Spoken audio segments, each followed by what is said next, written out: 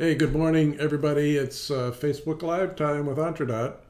Early today at 11:30. Thanks for coming by on such short notice. Hey, today we're going to talk about the sales journey. I'll eventually get this pointing thing right.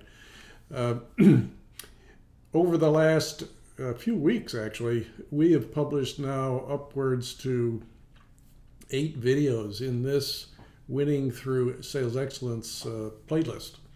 And the video that's coming out tomorrow is the second to last, and there'll be another one on Friday. So I urge you to, got it right this time, subscribe to the Antradot YouTube channel, where you'll find this playlist and many others on all sorts of subjects about how to run a business. We talk about marketing extensively. It's the largest playlist we have, some 12 parts. There's just a lot of them because it's a big darn subject. But also about leadership and management and how to start a company, how to get it financed, which confuses a whole lot of people. Please subscribe. Leave your comments. Leave comments today. Glad to respond to them as well. So let's get right in on what this sales journey is all about. So during the course of the last couple of weeks, we started you with on your sales journey, the first thing that you ought to do is figure out what's your market look like. Particularly now with COVID and so much changing with your customer, their business models are getting ripped up and starting again in some kinds of businesses, but everyone is materially changing. You got to understand that. So refresh your look at your market first. And once you've done that, you develop a new plan, a sales plan. I'm not talking about a business plan. I assume you got a business plan and a vision and a mission and all that sort of thing, competitive analysis that supports all this. I'm talking about a sales plan, an annual sales plan, broken down by months, quarters at least, but preferably months, as to what your forecast is and who you're going to sell to and what are all the materials that you're going to use in your sales plan in terms of sales pitches, presentations, and various varieties of them, but a plan of attack with a timeline of when you're going to achieve certain milestones in your sales forecast. So you need a plan, a new plan, because your market's new. Does that make sense? It does to me. But then we talked about the longest playlist of the bunch, actually. We talked about the sales call. And for some of you experienced salespeople, this is going to be kind of a refresher. If you've not done a whole lot of sales calls, it's going to be very helpful because I take you through a lot of detail of what you're doing here. And guess what you're doing? You're establishing a relationship with your customer. You may never have met this person in your life. This is the first time. So you're sitting there in a conference room, or probably more likely a Zoom room, talking to someone you have not even met yet. You've checked them out on LinkedIn and published, go to their website, and whatever they published you've read, and so you get a sense of who they are. But you're starting a relationship. That's why the next video that we did was all about trust. In this relationship, you're trying to build trust between the two of you.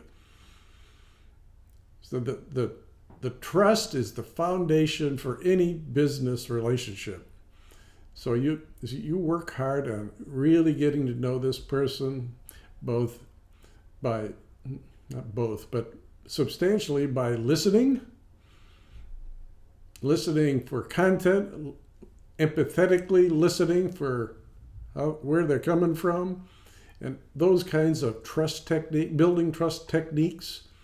So you're building trust. You're building this relationship because when you get through this sales call, if you've made it successfully and they want you to do so, you're giving them a proposal, a formal proposal that results in ultimately in a sales contract. So you're talking to them, making sure you totally understand what their needs are, and you got it. You put that all down in a proposal and how you're going to deliver it, a timeline for the delivery, and of course, what it's going to cost them, the price, and how they should be paying you. That's a lot of work, but after the sales calls have ended, you go do this proposal, and then the negotiation starts. Now it's time for you to really understand what you want. He or she is doing the same thing. You have the customer may, in other words, have certain issues that they want to discuss with you about the proposal. You have had certain discussions along the way, but before you walk into this meeting, you know what the issues are, and you know where you stand. You know your walking point. You want certain things out of this deal. It has a lot to do with the amount of money that you need in order to deliver what they want. You got a price below which you will not go, and any other terms that have limits like that. You know what your walk-away point is. But your objective is to, based on this trust that you've been building up, you want to close a deal. Well, there's two outcomes, of course. You might have had to walk, or they did, or they said, let's go ahead, and you get a contract together and sign it. And then the fun starts. Now it's time. You've got a deal. It's signed. Your payments have started, but you now have to deliver. You have to fulfill your promise. And you're going to have to manage this relationship. Yes, you, the salesperson, manage this relationship that started back at the first sales call. So fulfillment is going to really make or break this relationship, I think. Probably is going to make it, because you're going to continue to build trust, deliver what you said on time, within specifications, with high quality, all those kinds of parameters. That's what this is all about. Yeah. And then once you've fulfilled it, the next couple of videos is there's an infrastructure behind you supporting all this, and you're going to need probably a CRM and other sales tools as part of your infrastructure. That'll be published on Wednesday. Friday will be the last one. I'm going to talk about sales leadership and the qualities of sales leaders and what's really necessary for them to be successful as leaders. So I look forward to talking to you about that. So have a great day.